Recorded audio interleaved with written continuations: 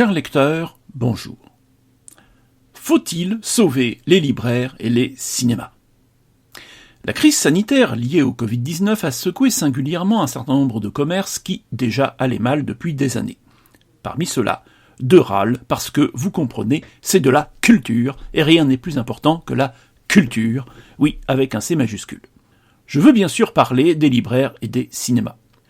Vous vous doutez bien que, si je pose la question de savoir s'il faut les sauver, la réponse ne va pas forcément aller dans le sens des râleurs. Mon blog est là pour vous montrer que j'aime beaucoup les films. Je suis abonné à Amazon Prime et à Disney+, service que je regarde avec un home cinéma. Auparavant, j'allais souvent au cinéma à une époque où j'avais un abonnement à moins de 20 € par mois. Et puis la programmation étant devenue de plus en plus déplorable, j'ai cessé d'y aller régulièrement et j'ai arrêté mon abonnement. Depuis, le tarif exorbitant me retient d'y aller le plus souvent. Par ailleurs, je suis auteur et mes ouvrages sont disponibles notamment sur Amazon. Je crois que je n'ai vendu que 3 livres de toute ma vie via un libraire. Et en tant que lecteur, je recours de plus en plus souvent à Amazon, tandis que, auparavant, j'allais le plus souvent à la Fnac. Je crois que je ne suis plus rentré dans une librairie indépendante depuis des années. Je ne suis évidemment pas une exception. Regardons les choses en face, au travers du seul prisme qui compte, celui du consommateur, c'est-à-dire du client qui achète. Évacuons aussi de suite le sempiternel argument du manque d'éthique d'acteurs tels qu'Amazon. Ces acteurs respectent les lois sociales et fiscales des pays d'implantation. Les distributeurs en tout genre ne sont guère des modèles sociaux, ne l'oublions pas. Donc, revenons au client, à sa vision. Pour un prix raisonnable, on peut acquérir un home cinéma qui donnera les mêmes sensations visuelles et sonores qu'un cinéma ordinaire, mais avec, en plus, le confort de son canapé, à son domicile, et une large programmation sans horaire de séance à respecter. Même sur le seul critère du coût, une famille s'y retrouvera rapidement. Tous n'ont pas la possibilité d'acheter un home cinéma, c'est vrai. Mais dans ce cas, il est probable que le coût d'une séance de cinéma sera également rédhibitoire. Demain, la réalité virtuelle va se généraliser aussi pour les films, et le port du casque se fera plus facilement à domicile. Le géant du divertissement Disney l'a bien compris. Mulan en live action, comme son dessin animé annuel de Noël, Soul, sortent uniquement sur son service Disney+. Aux États-Unis, les sorties simultanées en ligne et en salle font râler les salles, mais les majors ne leur donnent pas le choix. En France, il y a la sacro-sainte chronologie des médias qui vise à donner la primeur aux salles de cinéma, alimentant les frustrations du public et ainsi le piratage des œuvres. Côté livres, le livre électronique ne s'est pas totalement généralisé car le papier offre tout de même un bon confort. Les livres électroniques se diffusent essentiellement via de grandes plateformes comme Amazon ou la Fnac. Même pour ces livres papier, ces grandes plateformes offrent ce qu'aucun libraire de quartier ne pourra jamais offrir, la largeur d'offres. En France, les prix sont fixes quel que soit le canal. C'est la fameuse loi Langue du prix unique du livre. Pour un éditeur ou un auteur auto-édité, cette loi est un enfer. Elle oblige à prévoir un prix qui conviendra à tous les canaux, nécessairement en alignant sur le plus coûteux, c'est-à-dire la distribution indirecte, où le libraire prend une marge d'environ 30%. Donc, en vente directe, le prix du livre est 30% trop cher, ce qui limite les ventes.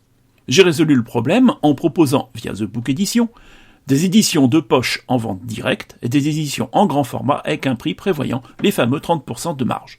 Avouez que c'est inutilement casse-pied. Pour moi, les cinémas sont plus ou moins voués à disparaître. Leur existence n'a simplement plus aucun sens. Ils n'ont rien à offrir de particulier, sauf à revenir peut-être à leurs origines. Rappelons que le cinéma était au départ une attraction foraine. Les films étaient tellement méprisés que les œuvres de Georges Méliès, par exemple, ont été détruites pour que la matière première des pellicules soit recyclée. Seules quelques-unes, égarées et retrouvées des années plus tard, ont survécu. Et puis, lorsque le cinéma est monté en gamme, les salles sont devenues des lieux de sortie, de spectacle au sens plein du mot. En réduisant leur service à la projection d'un film, les cinémas ont préparé leur tombe. Et la vente de confiserie n'a offert qu'un sursis aux plus malins. Faute d'offrir un service à valeur ajoutée forte par rapport au home cinéma et aux services de distribution en ligne, les cinémas disparaîtront. Pour la même raison, les librairies classiques sont condamnées. Rappelons que, au départ, les librairies étaient juste la partie commerciale d'un imprimeur qui était aussi éditeur. Les libraires qui achètent des livres à des éditeurs en vue de les revendre sont récents. Ces simples commerçants ont vu leur modèle s'effondrer face aux grandes surfaces spécialisées et, aujourd'hui, face au e-commerce. Il y aurait eu cependant au moins 2 échappatoires, mais les libraires ne les ont pas saisis. La première est d'offrir aux clients une vraie valeur ajoutée par rapport à une plateforme en ligne, par exemple du conseil. Mais les moteurs de recommandation animés par une intelligence artificielle efficace laissent peu de place au conseil d'un libraire de quartier.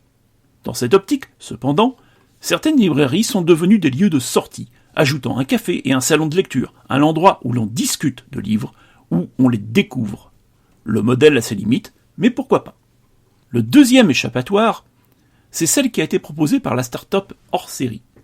Je l'avais découverte en 2007 au Salon du Livre Paris. Malheureusement, 2 ans plus tard, j'ai appris sa faillite. Quel était le concept ? Simplement d'imprimer localement et immédiatement un ouvrage commandé par un client en impression à la demande. Du coup, le stock devenait virtuellement infini. Chaque client n'avait qu'à passer sa commande et était fourni 2 heures plus tard dans un magasin de proximité. Je pense que le modèle économique n'était pas au point, et surtout, qu'il y a eu une forte réticence des éditeurs à livrer leur catalogue. Mais je n'ai pas les détails de cette triste histoire. Vous aurez remarqué que j'ai systématiquement parlé de clients, de consommateurs. C'est ce qui est fait partout dans le monde. Partout, sauf en France. Parce qu'en France, monsieur, on parle de culture, avec un C majuscule. Cela permet à des incapables subventionnés de continuer de quérir des subventions ou des protections légales de leur petit business habituel, sans jamais se préoccuper du marché, des clients ou des progrès techniques. Bizarrement, la culture française est en recul constant au niveau mondial, devant, notamment, la culture américaine. Tout ce que je viens de dire sur les libraires est d'ailleurs aussi valable pour les distributeurs de disques indépendants qui ont, presque tous, déjà disparu. Pour terminer, j'ai un conseil à donner au gouvernement français. Supprimer le ministère de la Culture. Il faudrait d'un côté un ministère de l'enseignement, de la recherche et de la culture en charge des écoles, des musées, des universités, etc. Et de l'autre, un secrétariat d'État dépendant du ministère de l'économie en charge des industries créatives, de la communication et du divertissement. La culture est ce qui se partage dans un groupe, national en l'occurrence, donc qui est dans le domaine public. Quand vous vendez quelque chose, ce n'est pas de la culture, avec un grand C, mais bien de la vente de produits, avec l'obligation de s'intéresser un peu au marché, aux technologies et surtout aux clients. De cette manière, les pleurnichards ne pourraient plus quérir de subventions et soit s'adapteraient en proposant une offre à valeur ajoutée, soit disparaîtraient. Bon débarras dans ce dernier cas. Bonne année 2021.